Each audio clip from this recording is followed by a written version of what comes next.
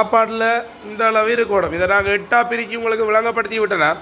அப்போ அது ஒருக்கா பாத்தியல்னு சொன்னால் உடலுக்கு சக்தி தர உணவுகள், கார்போஹைட்ரேட் அடங்கிய உணவுகள்.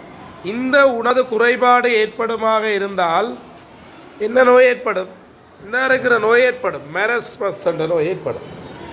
அதே போல் நீங்கள் மீன், முட்டை, இறைச்சி, சோயாவரி, சோயாப்பால் இதுகள் சாப்பிடாட்டி உங்களுக்கு இந்த குவாசிக்யூர் ஏற்படும்.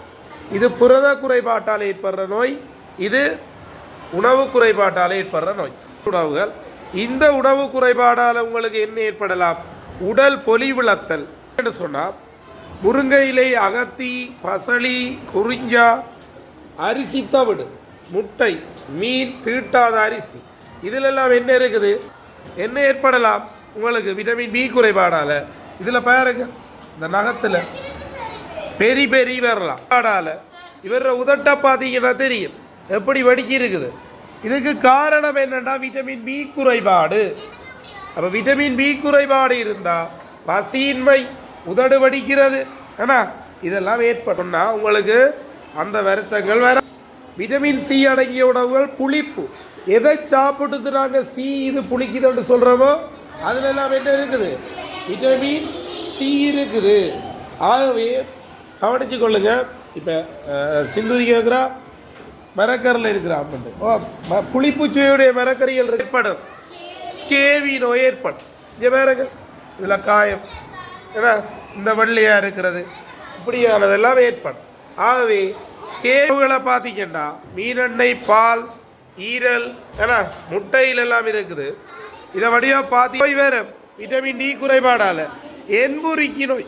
இதில் பாருங்க, இந்த எலும்பை பாருங்க, ஸ்கேன் பண்ண எலும்பு எப்படி இருக்குன்னு. சரியான இப்போ ஒரு உண்மையான ஒரு ஆள்றத எலும்பை ஸ்கேன் பண்ணால் எப்படி இருக்கணும், இங்கே எப்படி இருக்க மாட்டேன் பாரு. காலையில் சூரிய ஒளியில் எல்லாமே என்ன கிடைக்கும்? Vitamin D. ஒரு மதிப்பீட்டு கேள்வி, கார்போஹைட்ரேட் குறைபாடால் ஏற்படுற நோய் எது? புரத குறைபாட்டால் ஏற்படுற நோய் எது?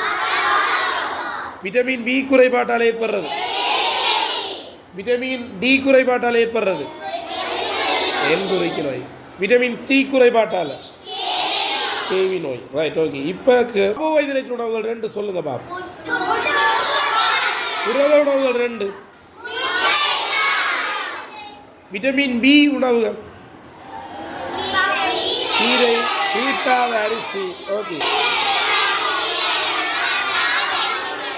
ரைட். Vitamin right. ஆகவே இது முக்கியமான பாடம். விட்டமின் டி ஆலையின் புரி. புரத உணவுகள் சாப்பிடாட்டி தான் அந்த குவாசிக்யூர் ஏற்படும்.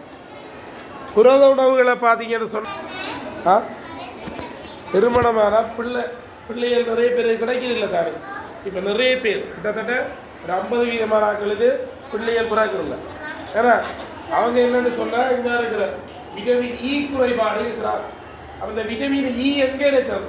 தானியங்களில், பருப்புகளில், மரக்கறிகளில் இருக்கு. ஆகவே நீங்கள் எல்லாம் என்ன செய்யணும்? இப்போ இருந்து வடிவா இந்த மரக்கறிகள், தானியங்கள், பருப்பு, ஏன்னா இதெல்லாம் வடிவாக சாப்பிடணும். மாமிட்ட சொல்ல பிரியா? சரி சரி, எல்லாம் கிடைக்கும் அவங்களுக்கு. காணி இந்த பாருங்க. சரி, இது என்ன குறைபாடாக இருப்பாங்க? ஸ்கேவி. இது விட்டமின் பி, ஏன்னா இது ஸ்கேவி. கல்சியம் குறைபாடு. இந்த பல் சம்பந்தமான, எலும்பு சம்பந்தமான இந்த குறைபாடுக்கெல்லாம் காரணம் என்ன? கல்சியம் குறைபாடு. இந்த பல்ல பாருங்க, நல்லா இருக்குல்ல, ஏதாவது குறைபாடுகள் இருக்கு, அந்த முரசு கரைஞ்ச மாதிரி எல்லாமே இருக்கு. அப்படியா? இது ஓகே, இது நல்ல பல்லு தான் போட்டுவிட்டா. பல்லுகளில் உங்களுக்கு சில பல்லுகள் தரமாக இல்லை, உங்களோட ஸ்ட்ராங்காக இல்லைன்னா உங்களோட கல்சியம் குறைபாடு. வாசி நோட்ஸ் கல்சியம் குறைபாடால் ஏற்படுறது. வாய் சார்ந்த நோய்கள், எலும்பு வலிமையிழத்தல், பற்கள் சிதைவுறுதல், இதெல்லாம் எதாவது ஏற்படும். கல்சியம் குறைபாடு. அப்படியே உடைகிறது, சிலது நொறுங்கப்பட்டு போகும். இது என்னது? மாலைக்கம். இவங்களுக்கு மாலையில் என்ன தெரியாது? கண் தெரியாது. ரைட். இது வந்து